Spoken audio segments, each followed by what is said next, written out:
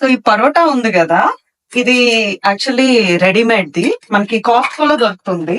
ఇది ఆ parotta layered wheat bread అని ట్రై చేసిన తర్వాత తెలిసింది దీని టేస్ట్ ఎగ్జాక్ట్ గా వైజాగ్ లో సాయిరామ్ పార్లర్ దగ్గర ఉన్న పరోటా టేస్ట్ వస్తుంది. అండ్ దీనికి పర్ఫెక్ట్ కాంబినేషన్ ఏంటంటే ఈ కర్రీ. ఇది ఆలు అండ్ బటానీ కలిపి చేసే కర్రీ. ఈ కర్రీతో ఈ పరోటా తింటే మనం అంటాం కదా, టేస్ట్ కి స్మెల్ కి కొన్ని మెమరీస్ అయితే గుర్తొస్తాయని. నాకైతే నా చైల్డ్హుడ్ మెమరీస్ గుర్తొస్తాయి.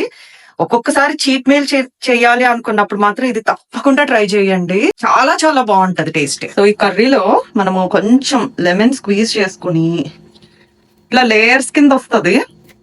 మనం చిన్న పీస్ తీసుకుని, నేనైతే చిన్న చిన్న పీసెస్ తీసుకుని ఎంజాయ్ చేస్తూ తింటాను.